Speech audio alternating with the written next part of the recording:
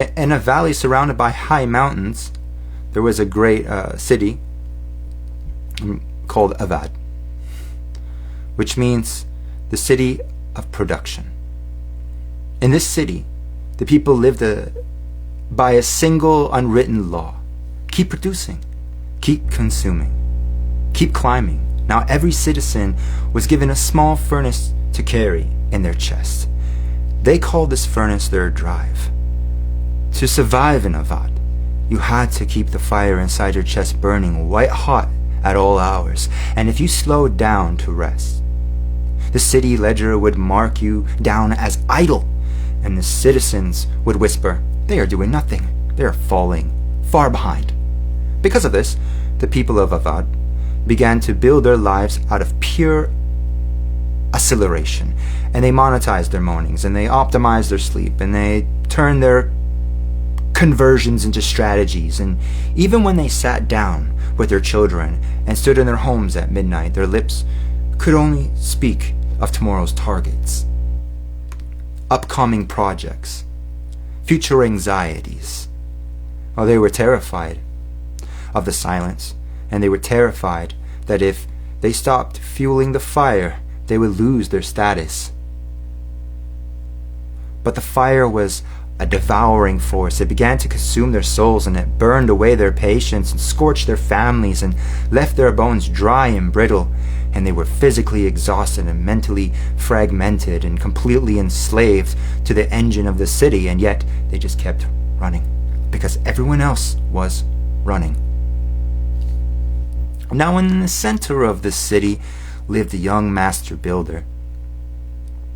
He had worked tirelessly for 6 days building his house, cleaning his perimeter and fueling his furnace. But as the sun began to drop on the horizon of the 6th day, he felt a strange, heavy prompting inside his chest. Not a scream of anxiety, but a deep, resonant echo of an ancient truth. So he remembered an old scroll from the creator of the valley. The scroll did not speak of abstract philosophies, it spoke in actions. And it said that the creator himself, after creating the valley, had performed a radical act. He stopped. He put down his tools. He knelt before the 7th day and made it heavy with honor, and built a fence around it to cut it off from ordinary use. The young master builder looked at his updated chore checklist, and he looked at the kitchen sink, washed his final dishes and put them away, and drew a heavy black check mark on his little paper, and his parameter was secure. Well, then, exactly as the sun dipped below the mountain peak, the builder did something that made the citizens of Avad grasp in honor.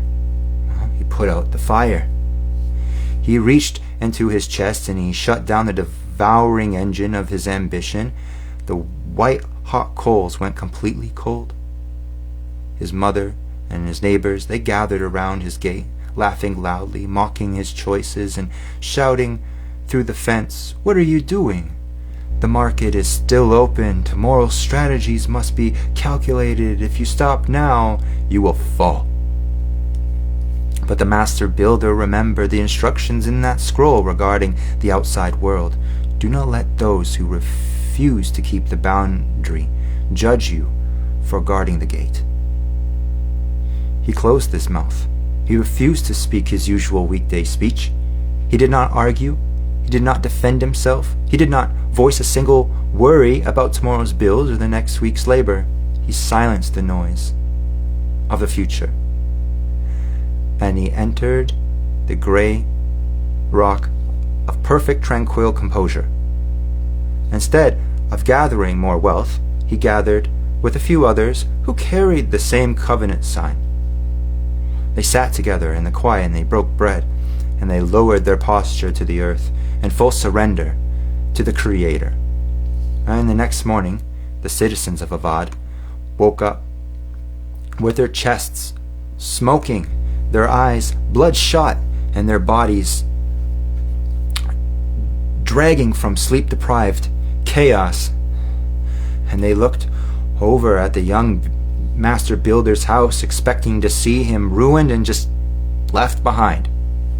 Instead, they saw something quite miraculous, because he had trusted the Creator enough to completely terminate his motion. A supernatural supply had dropped from the heavens into his parameter while he slept. His mind was razor sharp, his soul was entirely restored, his bones were full of renewed strength, and he did not have to climb the treacherous, exhausting mountains of the city by his own frantic effort. The weight of the day he made holy had broken the gravity of the grind. The Creator lifted him up, and he began to ride effortlessly over the highest peaks of the earth on the wings of an eagle.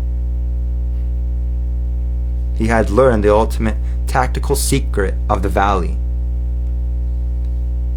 The 6 days fund your labor, but the 7th day funds your life.